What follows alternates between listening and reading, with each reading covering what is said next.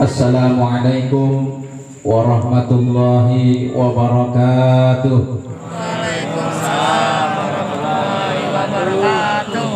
Alhamdulillah alladzi khalaqal mauta wal hayata liyabluwakum ayyukum ahsanu amala wa huwal azizul ghafur. Asyhadu an la ilaha illallah wahdahu la syarika lah wa asyhadu anna sayyidana wa nabiyyana Muhammadan abduhu wa rasuluh la nabiyya wa la rasula ba'dah.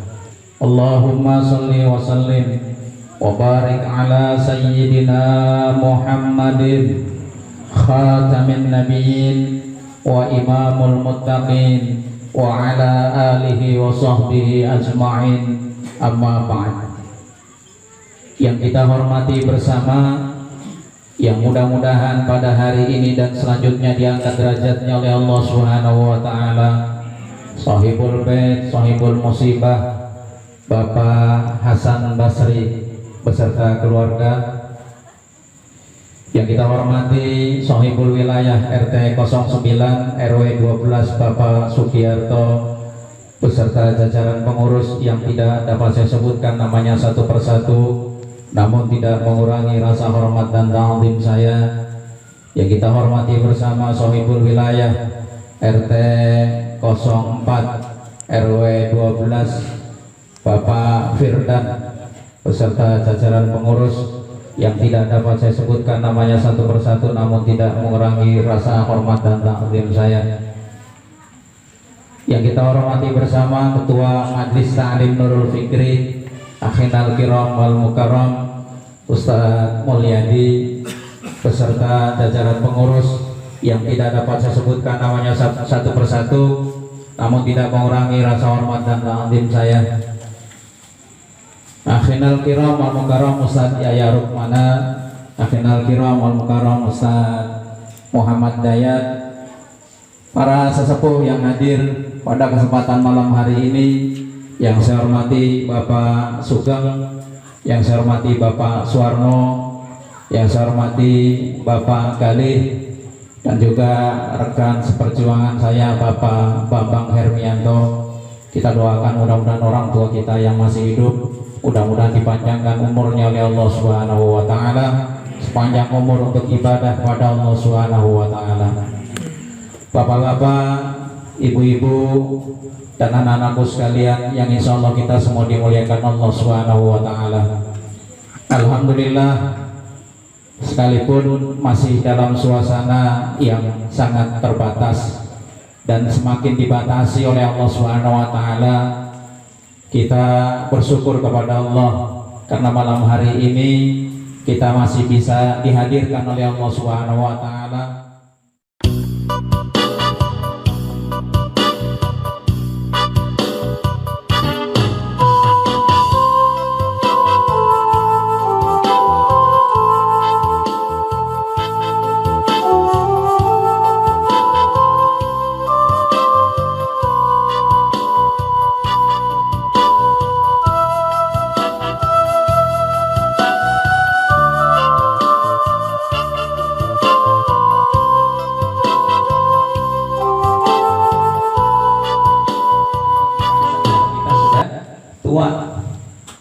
Manfaatin Pak, jangan sampai kita nantinya nyesal. Bersyukur, saya bahagia gembira Pak, di RT 9 ini ada wadah untuk ngingetin hari tua. Apa itu? Majelis taklim, dan juga bekal buat yang muda buat nanti memasuki hari tua.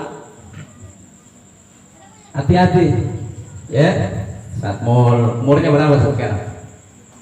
37 60 itu kalau 60 ya, Nabi udah kasih apa namanya ultimatum tuh ya, umatku itu antara apa usia 60 sampai 70 tahun. Kalau lebih itu bonus. Yang sekarang ada yang sudah lebih 70 tahun Bapak hadirin sekalian, yang kedua yang perlu kita pahami adalah bahwa nanti pada saat kita mati nggak ada yang dibawa kecuali tiga.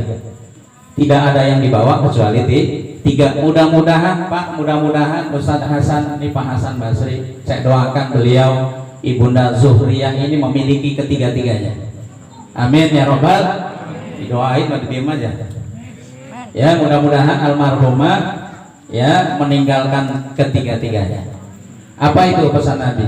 Idza matal insan, nanti buka hadis riwayat Muslim. Idza matal insan, yang benar yang mana? Yang benar idza matal insan. Apabila seseorang mati, manusia mati, ya in qata'a amaluh, maka terputus amalnya. Ila min salasin, kecuali 3 perkara. Ibu Zuhriyah wafat, ya terputus amalnya. Amal mana? Amal semasa beliau hidup. Yang semasa hidup beliau melaksanakan sholat duha, ya qiyamul lail, baca Quran, sedekah, beliau wafat, putus. Dan kita semua nanti sama berlaku, manusia begitu, putus. Ila min salasin, kecuali 3 nih yang nggak putus. Sampai beliau masuk liang lahat tuh pahalanya terus mengalir.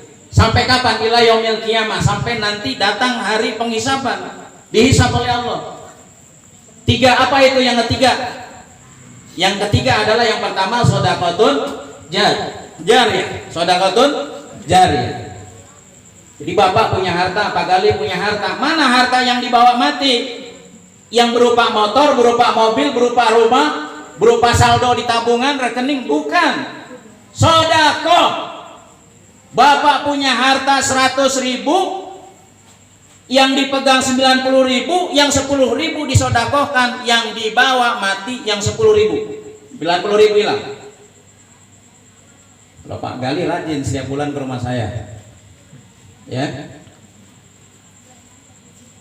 Jadi yang ada sekarang Pak nggak dibawa, yang dibawa adalah sedekah jariyah. Semakin banyak Bapak Ibu bersedekah jariyah, semakin banyak yang akan dibawa mati. Rumah jadi rebutan anak-anak Pak. Saya sering melihat sinetron di TV. Lihat itu kalau pagi. Apa itu namanya? Ada banyak itu sinetron di Indosiar tuh. Ya. Rumah gedong Pak, mobilnya banyak, bertumpuk. Karena udah rusak mobilnya, ditumpuk. Itu nggak ada yang dibawa mati. Jadi apa itu? Jadi rebutan Pak. Kakak sama adik berantem, sama saudara pada bacok-bacokan, bunuh-bunuhan. Kenapa? Harta yang ditinggal itu nggak dibawa mati. Yang dibawa mati mana? Yang dibawa mati adalah harta yang dia sedekahkan. Sedikit yang dia sedekahkan, sedikit yang dia bawa mati. Mudah-mudahan almarhumah Ibu Zuhriyah ini sedekahnya banyak. Amin ya robbal. Saya yakin beliau sedekahnya banyak karena anaknya soleh, saya lihat. Ya. Lalu yang kedua apa yang ditinggalkan oleh orang yang sudah wafat, yang terus pahalanya akan dibawa sampai mati? Yaitu adalah ilmun yuntafa'u bih, yaitu ilmu yang bermanfaat bagi dirinya. Jadi ilmu yang manfaat. Jadi kalau Bapak RT punya ilmu, dibagikan kepada tetangga, lalu tetangganya mengamalkan, terus mengamalkan, itu pahalanya terus mengalir. Ya sampai kita wafat. Dan juga ilmu yang kita manfaatkan. Jadi jangan sampai kita punya ilmu disembunyikan, tidak disampaikan. Ini yang bahaya. Ya. Jadi ilmu yang manfaat. Beliau almarhumah punya nggak ilmu yang manfaat? Punya. Mana ilmunya manfaat? Ilmu yang diajarkan kepada anaknya, terus anaknya mengamalkan, lalu anaknya berbagi kepada anaknya lagi, sampai kepada cicitnya, terus mengalir. Itu yang kedua. Yang ketiga, awaladun soleh yad'ulah. Yang ketiga adalah anak yang soleh yang mendoakan orang tuanya. Tuh hati-hati. Ini sebagai anak ini, kalian harapan orang tua untuk menjadi anak yang soleh, maka berusahalah kalian untuk jadi anak yang soleh. Karena anak yang soleh nanti pada saat bapak kalian meninggal itu dibawa. Paham nggak? Ini pengajian malam ini Pak, ini bentuk daripada amalan anak yang soleh. Kalau Pak Hasan nggak soleh, Pak Firdan nggak soleh, ini nggak ada acara kayak begini Pak.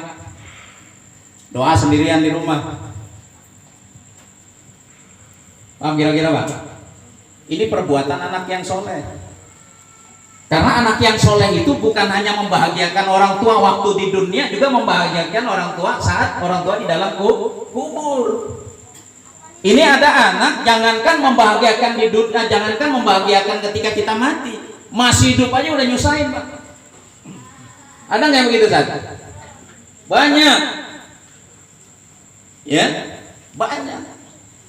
Maka ini salah satu bentuk anak yang soleh.